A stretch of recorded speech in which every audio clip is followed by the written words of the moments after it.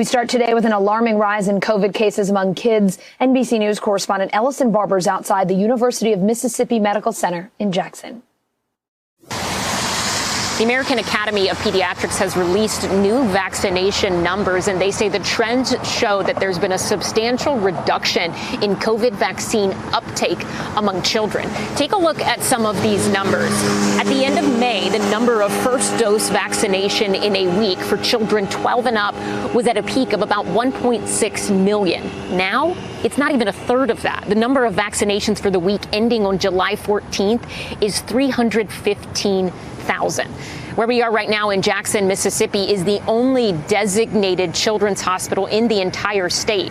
At this hospital, as of Friday morning, they had 6 children in the hospital because of COVID-19. 3 of them in intensive care. This is a children's hospital, but this entire system treats patients of all ages. The University of Mississippi Medical Center is one of the largest hospitals in this state, and they say that they have seen an uptick in cases and hospitalizations right now all across the board, and everyone they're seeing in their hospital are unvaccinated.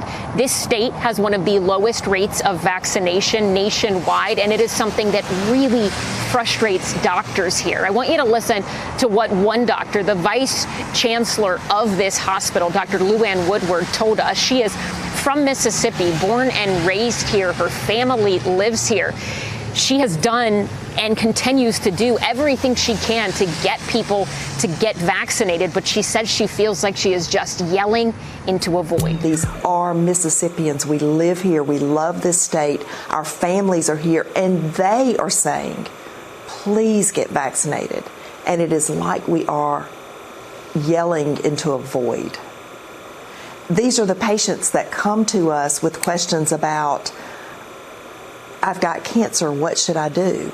My child is sick, what do I do next? Help take care of us. They trust us for so many things, but there is just this big disconnect and blind spot around the vaccine that to me, I cannot reconcile rational thought with that.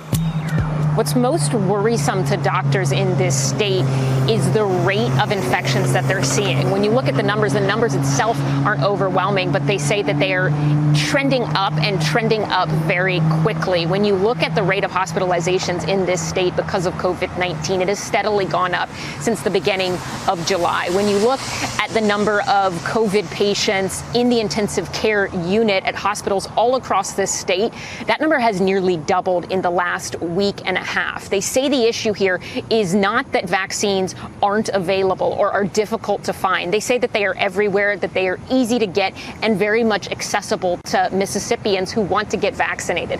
They say the issue is that people are choosing not to get vaccinated, and more often than not, it seems to be because of things that they've read on the internet. When we spoke to doctors here, like Dr. Woodward, she said that it is mind-boggling and really hard to reconcile why people in this community trust her and her colleagues to give them care and advice on how to beat cancer. They trust them to save their lives if they were to suffer a heart attack. But for whatever reason, on this, they're choosing to trust what they see on social media instead of the doctors. They say that right now they really are racing the clock here because the main variant that is spreading throughout this state is the Delta variant. And right now, the vaccines that are available, they cover all of the variants that have been detected in the United States. But doctors say down the road that might not be the case. And if the virus keeps spreading at the rate it's spreading right now, they could be in a position where they have vaccines available that do not help people in this state any longer. Let's bring in Dr. Ali Raja, Executive Vice Chairman of the Emergency Medicine Department at Massachusetts General Hospital. Dr. Raja, it's been a while. It's wonderful to see you. Ellison Barber there reporting on the rising number of kids in the ICU in Mississippi who have COVID. What should parents of children under 12 be doing right now to make sure that their unvaccinated kids are as safe as possible? It's a great question, Allison. I've got to tell you, I am a parent of 2 kids under 12. I've got a 9-year-old and a 6-year-old, and we talk about this all the time, both me and my wife and our kids, friends, parents. The main thing is, until we can get vaccinated, we need to treat our kids just like any other unvaccinated person or adult. They need to be wearing masks indoors. They need to be physically distancing. they are unvaccinated just like everybody else and need to be taking the same precautions. Dr. Raja, the FDA is saying that it could grant approval for COVID vaccines for kids under 12 in early to midwinter. We're talking about that emergency use authorization. That means kids will be going to school, though, for several months unvaccinated. Your thoughts and any potential concerns you have about that timeline and the months ahead? Because goodness, we know kids need to go back to school, but I know there are a lot of challenges for parents much like yourself. I totally agree. I can see both sides of this. You know, the FDA asked for 2 months worth of safety data for adults, and they're asking for 4 to 6 months worth of safety data for kids. I actually agree with that. I think it's a good idea, but what it means is it's going to take longer for the trials, which started in March, to actually give us enough data for the FDA to approve. So that's where we're starting to get September, and then we'll roll things out and be in the middle of winter by the time that we can get kids all vaccinated up. I think that what we're going to see is we're going to see for the third school year in a row, we're going to see kids younger than 12 having to wear masks and be separated. Oh, my gosh, when you say it like that, I forgot how long we've been in this. You kind of lose a sense of time. But wow, you're absolutely right. Los Angeles is bringing back masks indoors, whether you are vaccinated or not. Do you think other parts of the country need to consider this? And if you do, are there any particular states, regions where you're thinking, hey, guys, get on board with this. This will help you out? I really do. It's a very local decision, but it just requires reacting to the data. What we've seen is that for states that have a vaccination rate over 50%, Allison, we're seeing about 4 new cases per 100,000 over the past week. But for states that had a vaccination rate less than 50%, we saw 11, almost 3 times as many new cases. And we're talking about the Delta variant here. So it needs to be a local decision. I like that this is happening in LA and maybe not across the entire state, but it needs to happen in places that are seeing a surge in cases. All right. We're not going to argue over this next one because I have a feeling you and I are on very opposite fans, if you will. The Yankees had to postpone their game against the Red Sox last night because of 6 COVID cases on the team. Most of those players were vaccinated. So this is bringing up concerns again about breakthrough cases, other than what a bummer it was that we didn't get to watch the game last night. What do you say to patients or people who hear this and they're wondering if COVID vaccines are really working? I've actually talked about this with a couple of people today because of the fact that, as you said, the game last night got postponed. This is not unexpected. We see clusters like this. And as you said, there's about 6 players that have tested positive. From what I understand, and this is what any of us would expect based on the data, most of them are not having any symptoms. And there's 1 or 2, if they do have symptoms, they're very mild symptoms. That's what happened. These vaccines protect us against getting really sick and dying. They don't prevent all cases, but they'll prevent the severe ones. And I'm confident that we're all going to enjoy watching the Red Sox win when the game gets played tonight. I'm sorry, that you're absolutely right. We are all going to be so psyched when the Yankees sweep the Red Sox at home over the weekend. Thanks, Allison. Dr. Raja, great to see you and enjoy the series. Thanks for your medical advice. We always appreciate it. Always a pleasure. The Yankees and the Red Sox will play in the Bronx tonight. Last night's series opener postponed because 6 of the Yankees tested positive for COVID. ESPN reporting outfielder Aaron Judge is one of them. He played in the MLB All-Star game in Denver this week. So could that have been a super spreader event? NBC News correspondent Stephanie Gosk has more on the league's COVID concerns. The All-Star Game brings the best in baseball together, but this year's Midsummer Classic is sparking concerns it may be a potential COVID super spreader. We're in a very fluid situation right now. The Yankees announcing Thursday that 3 of its pitchers tested positive for COVID-19, and multiple rapid tests for 3 other players came back positive. We'll wait now for the lab tests to come back, which I'm assuming is going to be positive as well. Batting fourth and playing right field from the New York Yankees, Aaron Judge. Overnight, ESPN reporting slugger Aaron Judge is one of the Yankees who tested positive on a rapid test, according to unspecified sources. New York's game against the Red Sox Thursday night was postponed as a result. And to score is Judge. Judge, who scored the first run in the All-Star game at Denver's Coors Field, seen high-fiving his All-Star teammates afterwards. He was in a clubhouse with, 40 or so other players, including 5 members of the Red Sox. So that's obviously a big concern for the Red Sox. and they had their players who were in the All-Star game tested, and the results so far have been negative. And the 1-2, he struck him out swing. The Yankees were among the first in the league to reach an 85% vaccination mark, which allowed them to roll back COVID protocols like wearing masks in the dugout. Soft ground ball right side and through for a base hit. This is the second time this season that Yankees have had multiple positive results within the organization. In May, several coaches and staffers tested positive in 1 week. All of them had received the single-dose Johnson & Johnson vaccine. Now, a new outbreak, leaving not only the Yankees, but the rest of the league on alert. Those testing results are going to be very carefully monitored. That's going to be an issue for every, at least certainly every American League team, and maybe every team, period, because the players were all in pretty close contact with each other at the All-Star game. The WNBA, a coronavirus success story. The league says 99% of its players are fully vaccinated. You heard that right, 99%. And they have not had a single positive COVID test since the start of their regular season. NBC News Now correspondent Priscilla Thompson shows us how they pulled it off. They do.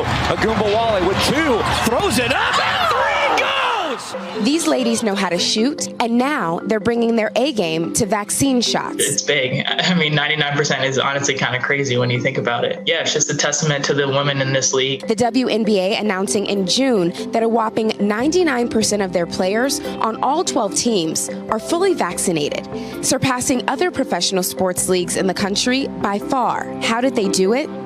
I was really hesitant about the vaccine because I just felt like I didn't know a lot. And so I'm like, if I feel this way, I know a lot of people feel the same way.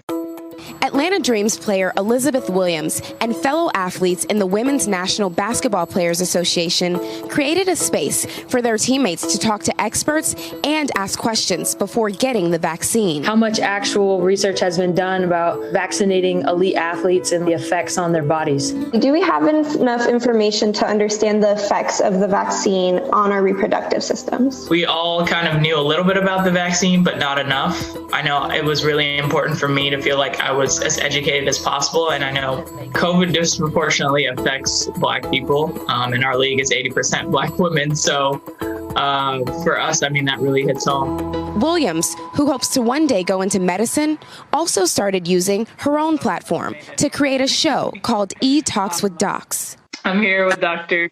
Katie Valdez. I'm here with Dr. Melita Moore. Hey, I am here with Dr. Ashley Austin. I hope it encourages people to seek out real information, go on the CDC website, talk to people that have been vaccinated, just ask questions and, see what that can do and how comfortable we felt moving forward in our season. Although vaccine rollouts have been underway for months, many Americans are still debating whether to get the shot. And the message these WNBA athletes send to the public could be a game changer. People don't necessarily respond to a lot of very detailed data and facts and figures. People respond very well to narratives.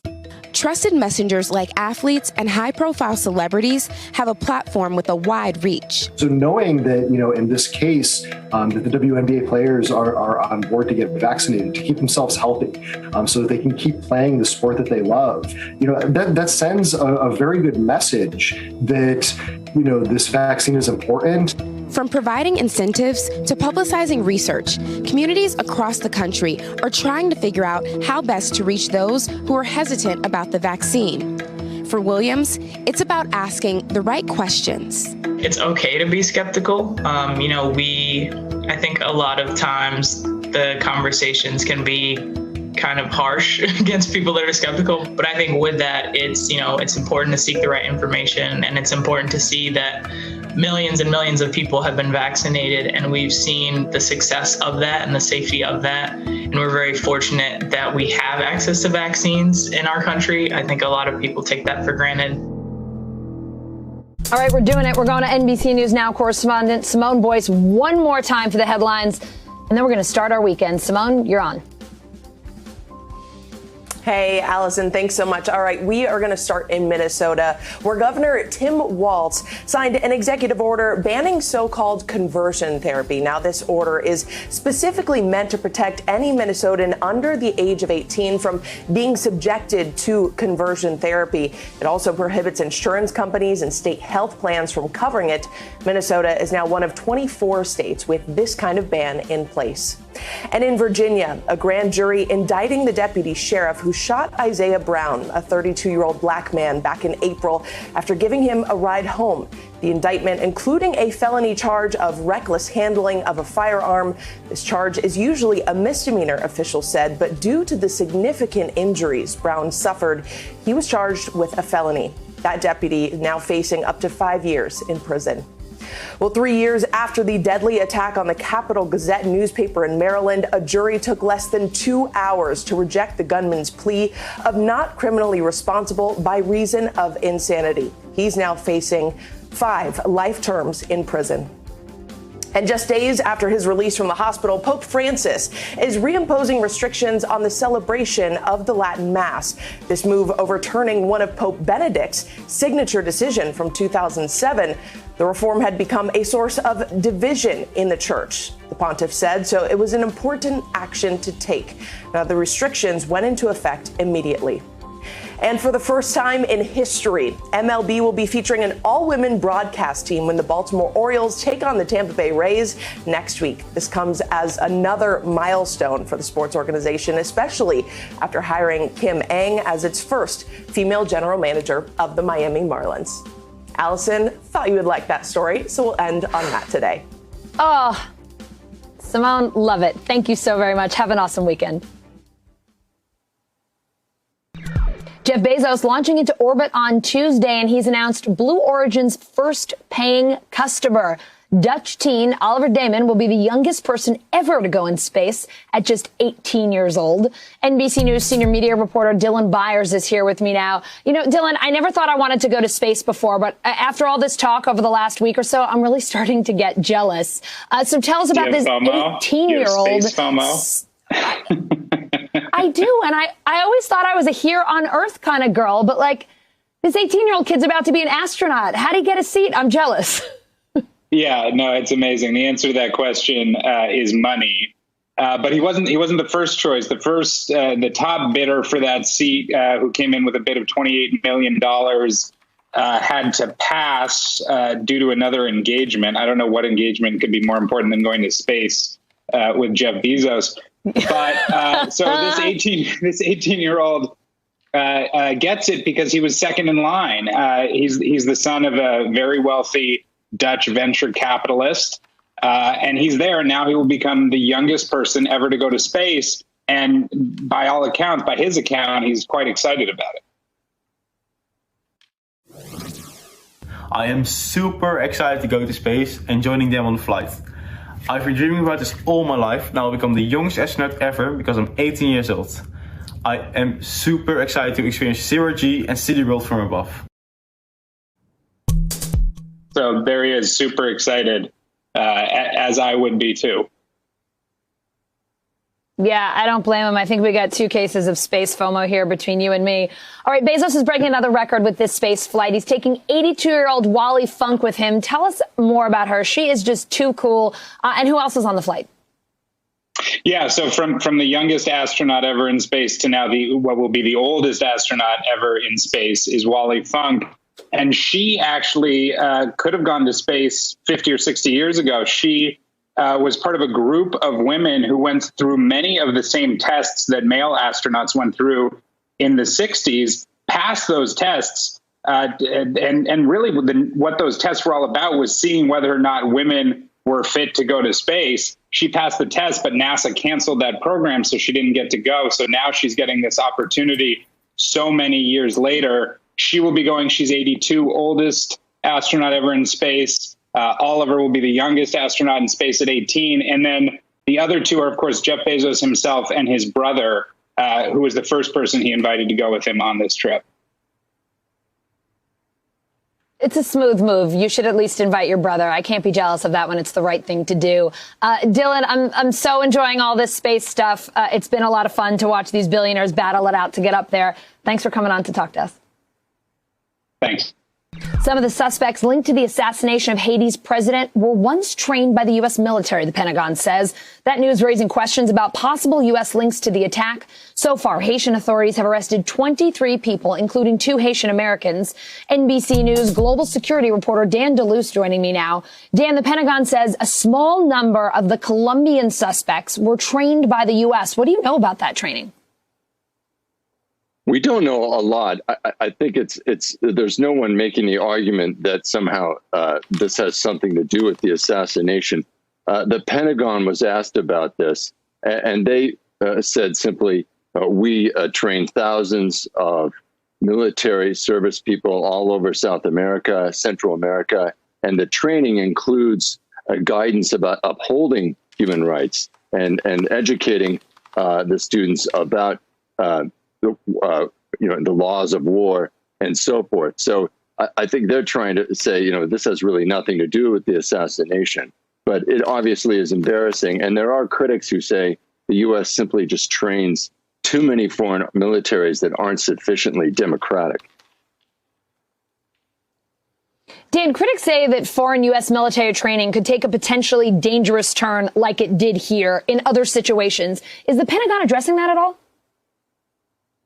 They're really, again, playing this down and saying, this is a red herring. It's unfortunate, but they train other forces around the world. It has come up before with authoritarian regimes and autocratic regimes like Saudi Arabia that have sent their forces here. I should say that the assassination and exactly who was responsible, it's still very unclear, but there are now new details coming out and accusations that whoever was behind this allegedly also was planning all sorts of action after the president was removed. And these suspects are accused of kind of plotting a whole political economic plan once they had the president out of the picture. The suspects are denying that and saying they simply had political and economic plans for the assumption that President Moïse was going to be defeated in an election. But still a lot of intrigue and a lot of questions about who was behind it. Exactly how did the assassins get so, they were able to penetrate right into the presidential residence. How was that possible? Dan, you brought this up. I mean, it raises fresh questions about potential U.S. links to this assassination, about what exactly happened here, what else they were plotting. I mean, we have so many questions still. What else should we know about where the investigation is right now? Well, the U.S. is assisting the Department of Justice and the Department of Homeland Security have sent officials down there to help Haiti get to the bottom of how this happened and what happened. And also the U.S. is trying to step up humanitarian aid as well and sending vaccines to the country. Of course, there's been almost no vaccinations undertaken there. But as far as exactly a working theory, it's still unclear. But the problem is you have this incredibly unstable political situation because there's an argument about who should be even in charge at this moment because the head of the Supreme Court died of COVID. So the succession is even in dispute. The U.S. is saying that they're ready to help Haiti conduct an election later this year. But in the meantime, the investigation continues. Again, there is this group of suspects that were allegedly plotting a major kind of political action plan once they had the president removed. But it's still unclear if that actually is the case. All right, Dan, still so many questions. I have a feeling it might be a little while before we get this one sorted out, but I know you will stay on top of it and let us know as you've learned more. In the meantime, have a terrific weekend. Thank you. Transportation Secretary Pete Buttigieg pushing the president's bipartisan infrastructure plan in Eugene, Oregon this week. MSNBC's Ali Velshi caught up with him to talk roads, bridges, and climate change. So, Allison, one of the reasons we're in the Pacific Northwest, Secretary Pete Buttigieg was here in Eugene, Oregon. But as you know, there's a forest fire going on, a big fire going on in Oregon right now. And they had a heat wave a couple of weeks ago, temperatures well into the hundreds. And we're expecting another one coming in here soon. So there's this conversation that's about infrastructure, roads, tunnels, bridges, things like that. Also about electric vehicles. We've got 75,000 public buses in this country. We've got about 500,000 school buses, most of which are diesel. So that we have to replace that stock anyway. Why not replace them with American-built buses that are electric? That's part of the conversation, infrastructure as it ties to climate. And one of the things that Secretary Pete is talking about is that climate change and the things we have to do to mitigate the climate crisis are actually very definite and specific. They're not some of the cartoonish stuff that opponents have said they are. Here's what he told me about it. There's this cartoon version of our climate agenda that's out there that if you listen to certain radio stations or commentators, you would think that we're going to abolish airplanes and ban cheeseburgers. And the reality is that that's not, first of all, it's not what we want to do. That's also not what it takes in order to meet our climate future. What we need to do is make sure that there are more and better options for Americans. So the Secretary is saying that, look, we've got to mitigate equity issues when talking about both the climate and infrastructure, how to make sure how to undo some of the unfairness that people have been treated by in prior infrastructure projects and prior considerations about the climate, and move forward in a way that does create jobs and does rebuild infrastructure in a necessary way without costing people unnecessarily. He makes the point that, in this country, the infrastructure that we've got is suffering because of climate change. Here in the West, you've seen roads buckle. We've seen, because of the forest fires, electrical transmission lines actually melting. So there's a resilience feature to this that's part of the infrastructure bill, and he's sort of trying to make the argument that both transportation, infrastructure, and climate can all be handled within the same rubric. More than 100 people killed in anti-government protests in South Africa, rioters causing millions of dollars in damage across the country. NBC News foreign correspondent Kelly Cobier is in South Africa with more on the unrest. Allison, today, the South African president, Cyril Ramaphosa, suggested that these riots had been deliberately provoked, the instigators trying to spread instability, in his words. But this is about more than just the arrest of the former president, Jacob Zuma. It is also about longstanding issues in this country made worse by the pandemic, widespread poverty, and growing inequality.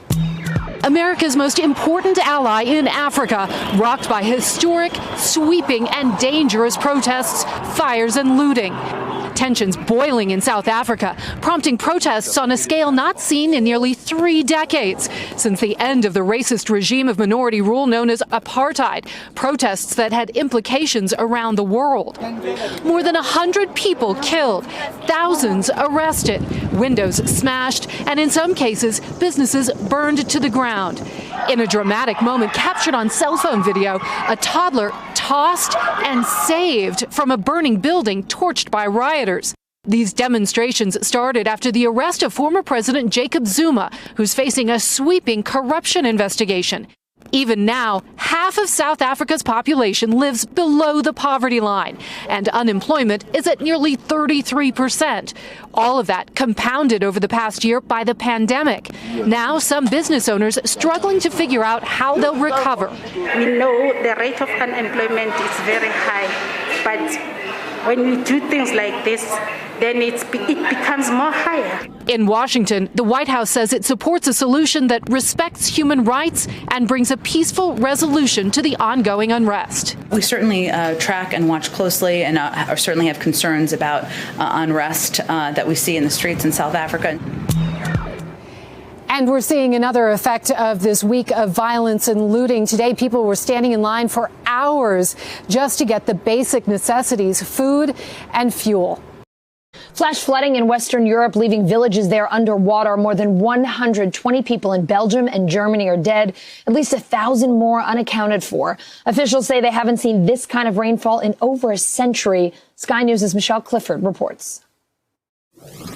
an incredibly worrying situation across many European countries, but particularly in West Germany and Belgium. In the area of Germany I'm in, the Ahrweiler district, local authorities are saying some 1,300 people are still missing, and the rescue services are mounting intensive operations to find them. Now, it could be at least some of those people are found safe and well, because one of the problems at the moment is that power networks are down, phone networks are down, there's virtually no internet connectivity. And we've spoken to relatives who have been trying to get a hold of their loved ones for hours. Some of them have found people safe and well, but others are still trying to make those connections. Now, a particular focus for the authorities and rescue services at the moment is two dams that are causing concern. One is near the Belgian border that flooded overnight. Another dam has become unstable. So clearly engineers and other experts are going to be looking into those dams and the situation, and they're evacuating homes around the areas. We also know that overnight a number of homes collapsed in a village south of Cologne. People are being told not to try and return to their properties and get out of their properties, but many people just want to stay put. They want to see their houses stay safe, but it is incredibly dangerous because the rain is still falling, river levels are still rising, the road networks, transport links are all interrupted. So, as I say, a very worrying situation indeed, and a massive operation for the rescue services. Eiffel est ouvert. The Eiffel Tower back open today, welcoming visitors after 2 COVID shutdowns. NBC News foreign correspondent Molly Hunter is high above Paris, France. The Eiffel Tower is back open. Check out that view. We're right back here, just like last year, but a couple things are different. We actually got up to the very top floor, and this year there are a lot of American tourists. After its second closure in 2 years, the Eiffel Tower is open for business as Paris roars back to life. This morning, tourists are lining up for opening day. Are you excited, Quinn? Yes, it's been on my bucket list. It's been on your bucket list. I mean, that's nice to have a bucket list at your age. Yeah, 12 years old. In a typical year, the Eiffel Tower has 7 million visitors, but now just 10,000 people a day can visit with social distancing rules. And unlike last year, the elevators are working. Just one more floor, and we get to go to the very top. And that includes American tourists who are now allowed back into France. How does it feel traveling? Feels normal. I mean, we have a great flight. We just came in yesterday, and it was travel as normal as usual. What are you most excited about? Climbing up the Eiffel Tower. That's what you're most excited about? Yeah. Vaccination rates here are up since French President Emmanuel Macron announced proof of vaccination will be required to enter the city's famed street cafes and other venues. But many local businesses still need foreign tourists to stay afloat. David Mabrain, a Texas native who owns Paris's Fat Tire Tours, is desperate for Americans to get on a plane. How many tours can you even kind of quantify tours a day in Paris in 2019? Several hundred, maybe 1,000 people a day. On July, mid-July is our busy season. And today we had 0. Except for me. And with no reservations, David squeezed in this first-timer for a quick tour. Okay. You got the Eiffel Tower. I mean, that's the symbol of Paris right here on the left-hand side. There it is. And it is. So are you optimistic? You need tourists back. I am very optimistic, and I desperately need tourists. That's right. If 2019 was a level 10, last year was a level 0. Paris is here. Europe is here. It's open. It's ready. And we just need people to get on those planes and come. I'm ready. Desperate. I'm desperately ready. I mean, these are fun. Yeah, let's go see the City of Light. All right, let's go. Now, lots of excitement here. And the Americans we spoke with say actually traveling in and actually getting here feels pretty normal. On the upside, a lot fewer tourists, so it's a great time to see Europe. The other thing happening this weekend that we are so excited about, the Tour de France finishes right here on Sunday. Looking forward to that. Molly Hunter, NBC News, Paris. Wildfires out west expected to get even worse over the weekend when another heat wave sets in. The largest fires burning right now are in Bootleg, Oregon and Beckworth, California. That blaze in Bootleg scorching an area larger than New York City. I mean, how important is the water to what you do? Everything. Without the water, we don't exist.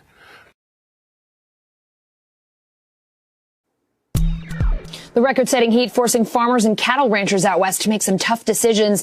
They're selling off herds because of the ongoing drought. NBC News correspondent Cal Perry's at a ranch in Kingman, Arizona. Allison, there are a number of factors that are making it very difficult and forcing very difficult decisions on behalf of cattle ranchers across the American West, as far west as California, as far east as Texas, north to the Dakotas. And so much of this is about water. Cattle ranchers forced to cut their losses, sell their cattle earlier because there's simply not enough water. I had a chance to profile a ranching family yesterday, and they had a chance to speak about how important it really is. If you don't have rain, you don't have cows. If you don't have feed, you can't have cows. And so it all boils down to the rain and the water. And there's no possible way you can continue to feed the cattle. It's not cost effective when you figure and right now the cost of cattle are down because everybody was liquidating their herds. So now they're worth less. I mean, there's all kinds of domino effects that start happening with that. When you look at those domino effects, of course, there are any number of cascading things that have to do with the climate that are forcing things down that direction. You can start with the mega drought that we're experiencing. This is the 21st year of a mega drought in the West. The heat is another major problem. It is oppressive, and it came early, and we're talking about triple-digit temperatures almost every day.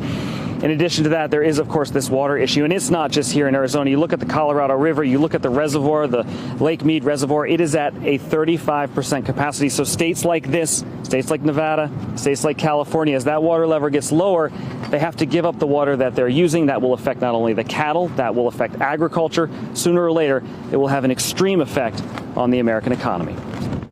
At 85 years old, Valerie Taylor is a legend, one of the first women to swim with great white sharks back in the 1950s. NBC News correspondent Carrie Sanders spoke to the ocean explorer with a new documentary on her life and career out this year. I'd never seen anybody hand feeding a great white shark off the back of a boat. I wanted to give that nice shark, he was a boy shark, my fish.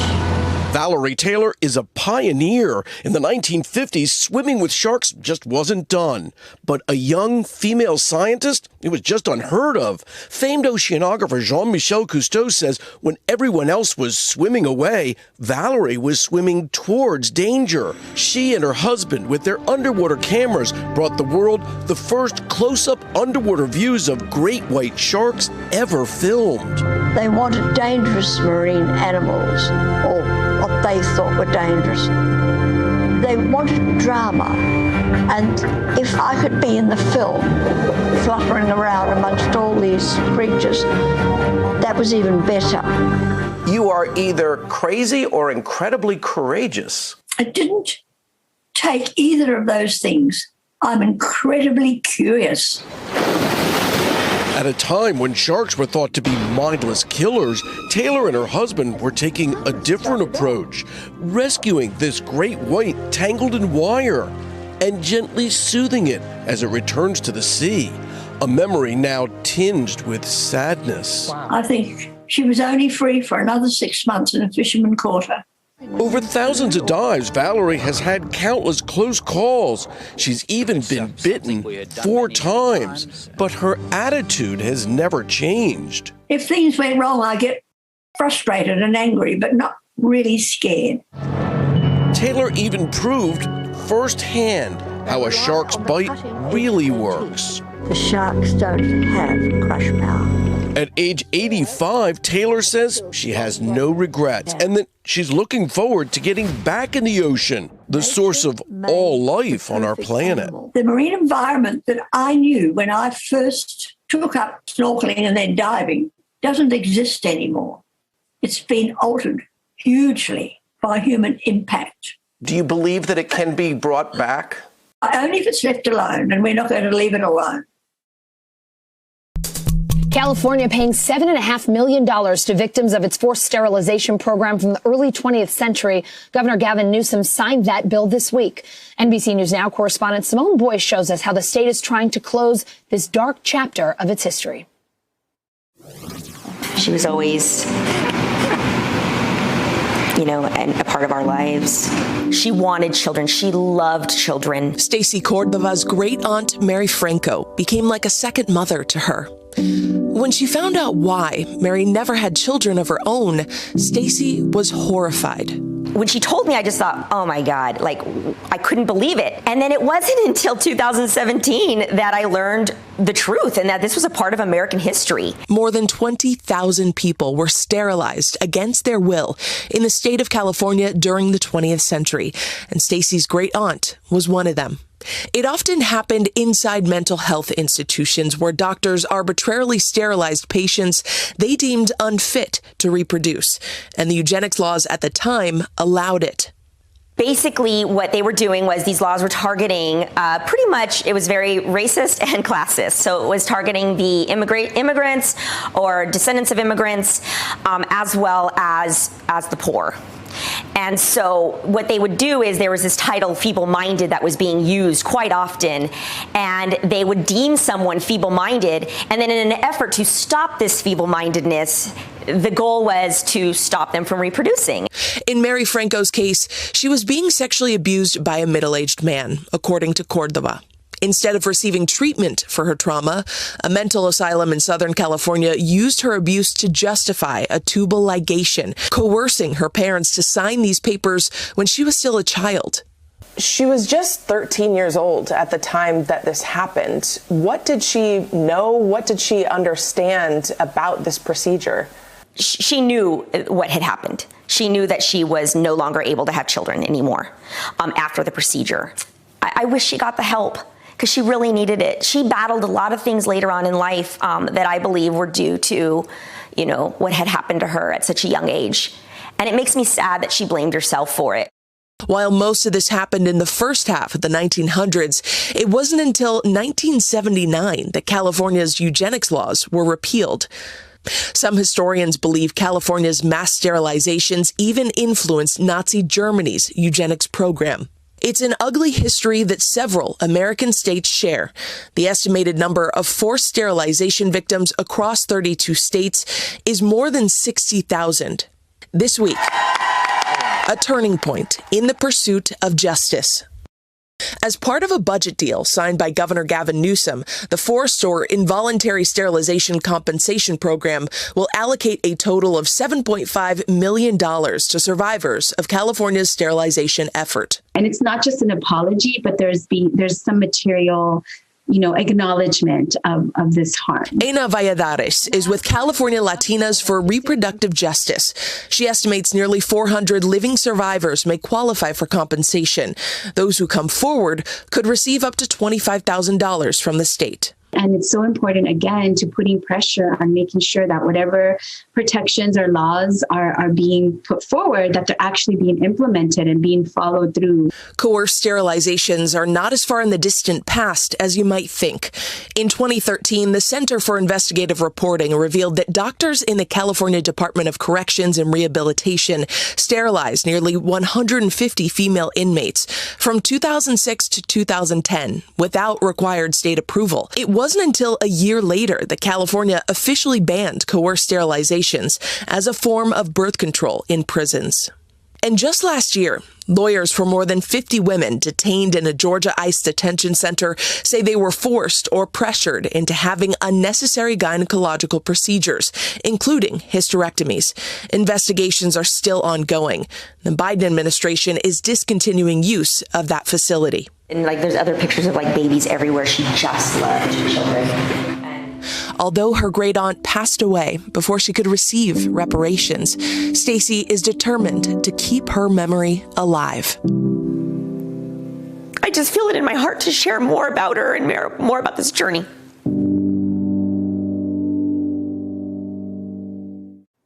A former addict sharing a message of hope. She found sobriety and success in the classroom. Stay tuned. Digital has her story.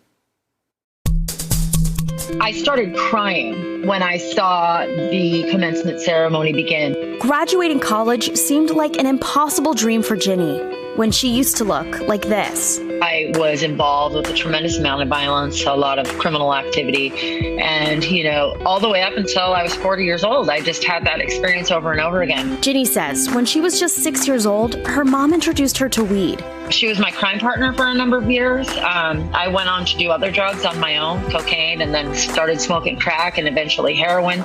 I was in prison together with my mom twice. In 2012, she was arrested again. But this time, Ginny wanted to make a change. I had gotten down to a place lower than I ever had been before. I had become everything I swore that I wouldn't. And when I looked back at myself in the mirror, I felt despicable. She entered into drug court, an alternative to prison meant to help people get clean and turn their life around. I just made the decision at that time to live well, to follow protocol, to adhere to the law, and to stay clean and sober.